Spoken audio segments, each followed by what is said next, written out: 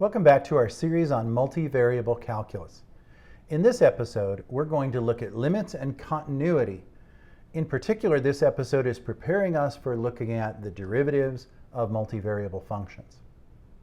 Okay, limits and continuity are going to work out pretty similar to the way they did with your 2D functions that you already covered in pre-calculus and calculus 1. There's one significant difference, and that is when we looked at y as a function of x, and we had a curve, something like this, which was piecewise defined. So there was kind of a break in its continuity. And had you evaluated the limit at point A, you would have found that that limit doesn't exist, because from the left it produced one value, and from the right it produced a different value. Well, now think about your multivariable functions. We're generally talking about three-dimensional surfaces. And so approaching it from two directions just doesn't make any sense. We can actually approach that z value we're looking to see is the limit of the function from an infinite number of directions.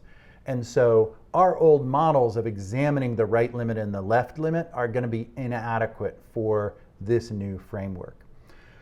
First, though, to allay your fears, the epsilon delta limit, the definition of a limit using epsilon and delta, that still holds true for multidimensional functions.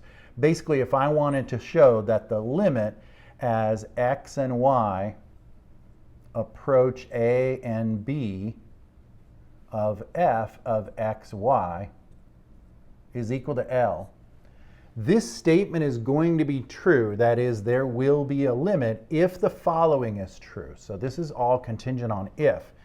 If I can find an epsilon value that's greater than 0, then I'll need to find a corresponding delta value that's also greater than 0, such that the following two statements are true. First of all, that the delta has to be larger than the distance between my point and my limiting point. That is, 0 is greater than the square root of x minus a squared plus y minus b squared. And that all has to be less than our delta. And again, if that is true of delta, then absolutely this will be true of epsilon. When I take the actual limit and take the difference between it and my function, f of xy, and the limit value, I'll take the absolute value of this only because the limit could be larger and smaller. This will actually be smaller than my epsilon value. So that's the epsilon delta definition of a limit. A limit exists if, as I squeeze the value that I'm choosing for the function closer and closer and closer to the limiting values of a and b, that I will get closer and closer to the actual limiting value.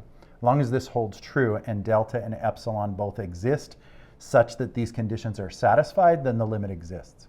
The problem is this turns out to be a very cumbersome way to actually find the limit. Limits are more often found from the function themselves. So let's run through kind of a litany of things you will try in order to discover the limit.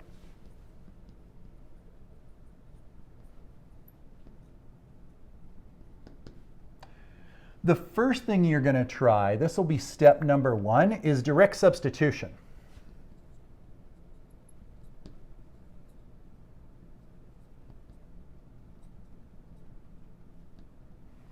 More often than not, this will solve for the limit of a continuous function. That is, if I want the limit as xy approaches ab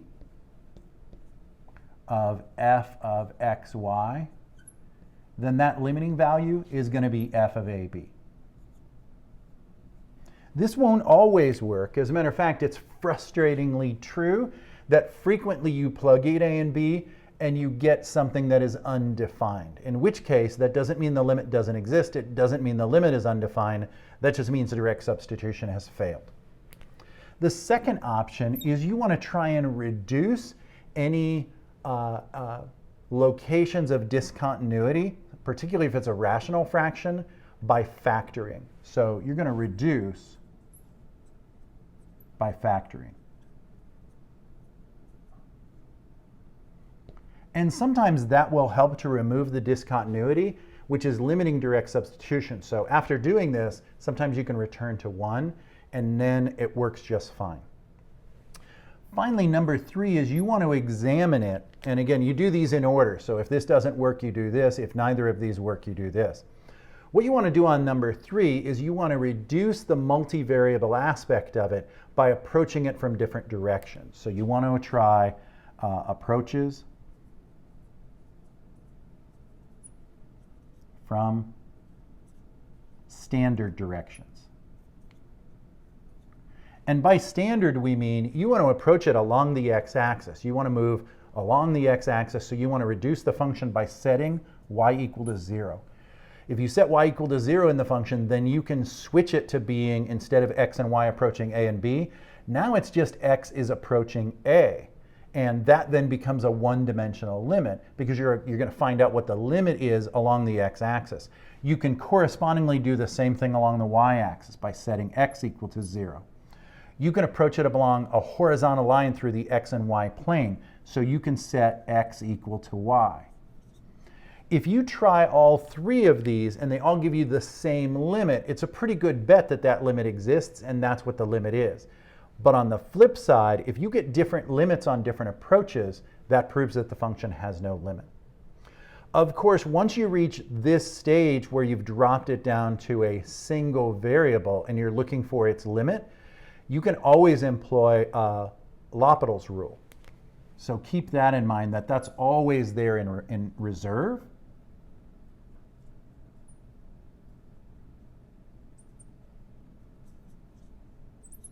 And remember, Lhopitals rule means that you can take consecutive derivatives of the numerator and denominator of a rational function, and the limit of the derivatives will continue to be the limit of the original function. And this can be repeated multiple steps.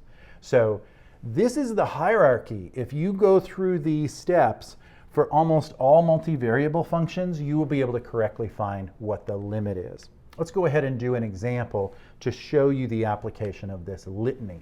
So what I want to find is the limit as x and y approach 0, 0 for the function sine of x squared plus y squared divided by x squared plus y squared. Well, we can see right away that direct substitution doesn't work. The sine of 0 over 0 is undefined. So I immediately go to reduce by factoring. Of course, there's no factoring in the numerator and denominator here. So I try approaches from standard directions. Let's set y equal to 0 and see what happens. Now I'm looking at the limit as x approaches 0 of sine of x squared over x squared. And you can see we're in the same boat as we were before. Direct substitution produces 0 over 0. Now I could try substituting in x equals 0. I could even try substituting x equals y. I can guarantee you in this case, we'll continue to produce a function that doesn't offer direct substitution. So I default to Lhopitals rule. And what's Lhopitals rule going to make of this one? Well, what I want to do is take the derivative of the numerator and denominator separately and form a new ratio. So this will still be the limit as x approaches 0, but now it's going to be the derivative of the sine of x squared. And of course, that's going to be 2x cosine of x squared. And the derivative of the denominator is 2x. So these coefficients cancel, and I'm left with cosine of x squared over 1. And now direct substitution produces, well, the cosine of 0 is 1. And that actually is the correct limit here. The limit of this original function as x and y approach 0 and 0 is 1. So you can see you often have to be diligent in approaching the multivariable functions you have. But the concept of a limit isn't different. It just has more directions now that you must test the limits under. And fortunately, most of the functions we'll be looking at are going to be continuous over a broad range, and therefore the limits will exist at all of those points. And that's important because in our next section, we're going to take derivatives, and you can't differentiate a function at a point of discontinuity.